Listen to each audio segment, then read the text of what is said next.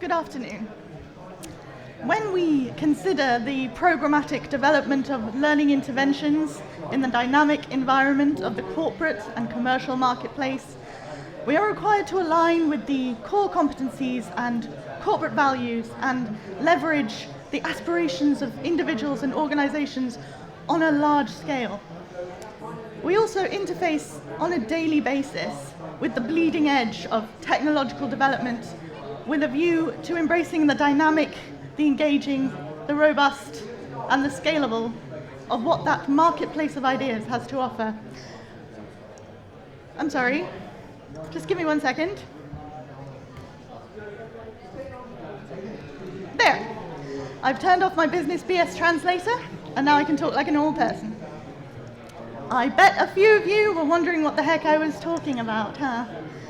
Maybe wondering why I kept using the words dynamic and leverage. And maybe some of you were nodding along and trying to understand and keep up while also worrying that you weren't going to be able to. Were you worried I was about to tell you how to create a programmatic approach to capability development in a networked enterprise and dynamic future environment? Don't worry, I'm not. Incidentally, this phrase, which I picked out as representing kind of everything I hate, basically, is real. And it was used not by my company, I should point out, but by another one to describe, well, I guess a learning program maybe, but who can tell? And that is kind of what I'm here to talk about today, or part of it anyway. I want to talk about barriers to learning. We all know that barriers to learning exist. The biggest one is always time. Where am I supposed to find the time for training on top of everything else? And there's all the other barriers that get mentioned time and time again. Lack of motivation, lack of access, poor learner experience, lack of confidence, resistance to change, all those sorts of things. But those aren't actually what I want to talk about today. I want to talk about the barriers that we ourselves have made, we, the e-learning industry, people who create online training, such as myself. And believe me, I have created some big barriers to training in my time. But these are all barriers that we can overcome. We all know that barriers to learning exist. Let's not make them worse. So, since I started off by talking like the absolute worst example of corporate business speak, let's start with that. Sometimes we don't give a huge amount of thought to how a piece of training is going to be written. Once you've got the fancy gamified approach and slick animation sorted, the writing will take care of itself, right? But so often that doesn't end up being the case. Learning designers are often faced with incredibly complex and technical content and scared of getting things wrong. We don't challenge things. We don't challenge the way that it's been written. So we end up with training that's too formal or too academic, that isn't talking about or to real people. Or even worse, we end up with training that talks about a programmatic approach to capability development in a networked enterprise and dynamic future environment.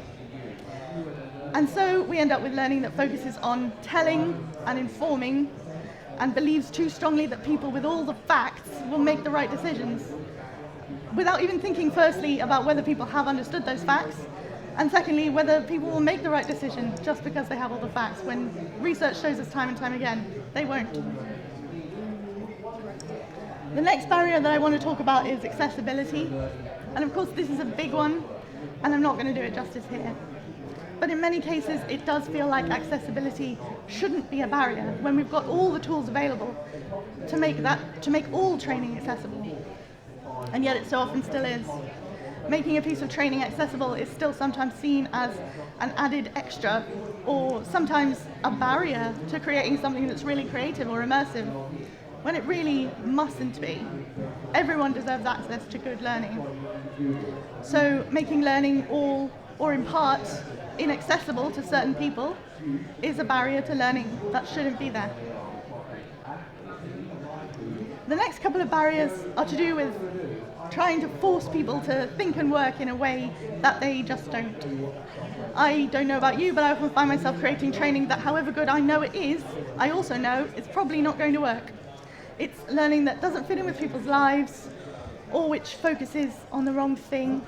For example, it focuses on what the company policy has to say about the company's approach to data protection, rather than making it clear what the individual learner needs to do to prevent data breaches. And this type of learning is often too long, or it comes to people at the wrong time, and that's a really key one. For example, it pops up once a year, rather than when there's actually a problem to be solved. Or it's learning that is trying to patch holes in a broken system, or make up for bad processes, or all of the above. And it's quite dispiriting knowing that you're creating something that really doesn't have a chance of working. And I'm sure that we've all done it. Even more dispiriting, however, is when you're locked into creating something that isn't even just supposed to work. No change is expected as a result of it. It's just a tick in a meaningless box. And that leads us to design things to be as unfailable as possible. The less possibility of people being challenged by this training, the better. We want 100% pass rate. We don't want people thinking. And that's how we end up with assessments demanding nothing from people more than, rote recall or questions which you can answer without having even looked at the content once. And it also happens to be an easy phone-in way for us learning designers to create training, because actually making something good and challenging is much harder. And I'm not just saying all this to kind of wag my finger and say we should all be doing better. I'm saying that there are things that we can do. And the fact is that the reason that all of these barriers exist kind of boils down to one reason, and that is that learning is a process and it's not a solution.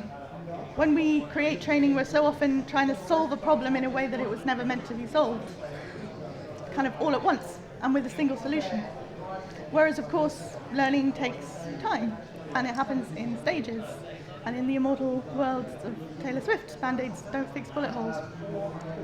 And not for nothing, but I think sometimes e-learning can feed into a work culture that is kind of bad and unhealthy, where working beyond your contracted hours is sort of expected, and working at the weekend is taken for granted. And this kind of feeds into that, because learners will be assigned e-learning and expected to do it in their own time. And it's only a short e-learning course. You can find that time to squeeze that in somewhere, surely. But and that is also cheaper and easier for the organisation that they work for, because not only is e-learning a cheaper solution in the first place, you also don't have to set aside time for it that would otherwise be spent working. And that's another barrier to learning, because the e-learning module you click through quickly in your lunch break is not rewarding and effective. But e-learning is a business, and that leads us sometimes as providers to want to be able to offer solutions to our customers, and we're often balancing what they need with what they want. And although the phrase "the customer is always right" has been challenged to a certain extent, we still want to keep our customers happy and believing in our ability to deliver. But designing training is a process, and it requires collaboration. It's not a matter of a customer saying, "I want XYZ," and us providers saying, "Here you go." Organizations should want solutions that actually meet their requirements, and people who are interested in solving their problems, rather than just people who are interested in making the most money and telling them they're right all the time. We need to stop being yes people. And furthermore, the process of developing training requires patience and empathy, and even a certain amount of vulnerability. Many of us have a need to feel clever and informed, and you could argue that it's somewhat part of the culture of the corporate world. Knowing more than someone else and kind of creating walls for them to jump over can sometimes give you power in a business setting. Think about that horrible business jargon that I used at the beginning of this talk. You're either going to hear that and you're going to think, "Wow, this chick talks a lot of nonsense," or you're going to sit there and think, "She obviously knows much more about this than me. I feel small. I'll just sit here quietly and try not to draw attention to myself." Which is absolutely the opposite of how we want learners to be feeling. But what with subject matter experts who have been living and breathing their subject for years, the need to stick to the company policy and be 100% factually right at all times, and on brand, and this customer is always right culture as well. Well, I bet that learners feel small and stupid and insecure a lot of the time. And learning mindset and sympathy with those who don't know is a huge deal. But unfortunately, it's not always the top priority when training is being developed, but it needs to be. If organizations want their learners and their organization to succeed. So, there you go. I've talked about some of the barriers that we've created for ourselves and how they're to a certain extent baked in to how we do things. Let's talk about why these things exist and what do we do about it. Obviously, these barriers aren't going to disappear overnight. Even if we all woke up tomorrow saying, I want to do better. That's why they're barriers. However, I think there are some things that we can do as individuals working in this industry in order to address some of these things. There's certainly things that I'm going to try and do. And the first thing is to practice humility. We need to feel okay with looking uninformed and even perhaps asking stupid questions. As people who are advocating for learners and trying to make their path to knowledge easier, we need to put ourselves in the vulnerable position of asking the questions no one wants to ask, pointing out the problems and saying, I don't know, or that's complicated. It's more complicated than you want to try and make it. And I think this connects to the second thing I'm going to try and do, which is be intentional about making learning available and accessible to whoever wants to learn. We have so many ways of gatekeeping knowledge, whether it's through ridiculous, deliberately opaque language, or by refusing to meet learners where they are on their learning journey, or even just making learning content really difficult to find on a platform. And we gatekeep sometimes without even thinking about it. So I'm going to try and be intentional about things like using plain English and designing with accessibility in mind all the time, and not just some of the time, and not making assumptions about learners, and not trying to make myself feel clever at the expense of other people's understanding. And all of that is going to mean that I have to get good at telling people what they don't want to hear. At being able to say, I don't think this solution will work in the way that you want it to work. I don't think it will do what you're trying to achieve. Or, we can do better than this. Or, who are we excluding if we do it that way? So yeah, that's what I'll be doing. But will it make a difference? Probably not, right?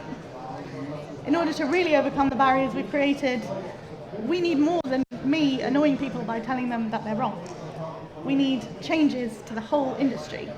We need to undo bad habits and change the way that we think and talk about things. And let's start by using some of the already excellent technology that we have available to us. Let's address the myth that making e-learning accessible is difficult and expensive. It's not if it's considered from the start. And if we start looking at it as the default, rather than something that's only needed in some cases.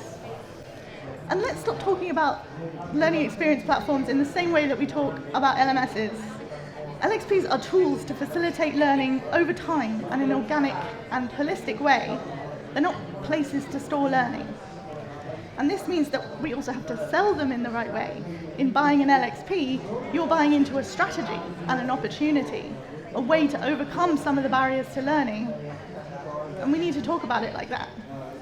And that feeds into another point, which is that the way that training is commissioned and sold in the first place needs to change. When we sell a solution, we need to think about how it fits into a wider ecosystem. An e-learning solution is only ever going to be part of the solution. And we need to work with our clients to ensure that we're supporting and working alongside their wider strategy rather than presenting ourselves as the be-all and the end-all. Let's also stop apologizing for ourselves and trying to trick people into liking e-learning. Let it just be there when they need it, because they will. And we are dealing with people here, not robots. We can't just download things into their heads, and we shouldn't pretend that we can. Because what we're selling shouldn't be a product, it should be our expertise and the opportunity that learning gives people. We have the opportunity to make people's lives better or to help them advance in their careers. And we have the opportunity to become part of an organization's strategy towards improving itself and its people, making it better and more successful with training. And we can help create opportunities for people and enable them to take them. These are all things that learning can do, but only with effort and thought, and only by embracing a strategy of inclusion and not exclusion, by acknowledging that we are all humans and we don't change overnight. So whether we are trying to build a programmatic approach to capability development in a networked enterprise and dynamic future environment, or we're just trying to make some good learning and maybe improve some people's lives along the way, we have to work hard to overcome these barriers to learning that already exist and do our best not to create any more than already exist, just by not challenging things that need challenging. Because when we do that, we just might make people's lives easier. If we work a bit harder, we can all be agents for change for the better. And that, I think, is what we're all here for in the first place. Thank you for listening, everybody.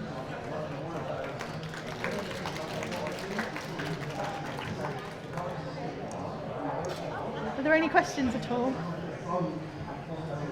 I'm Rosie, by the way. I'm Rosie. I work for Learning Pool. We have a stand on the other side of that wall there. But yeah, if you've got any other questions, you can come up and ask me at any point. Thanks so much.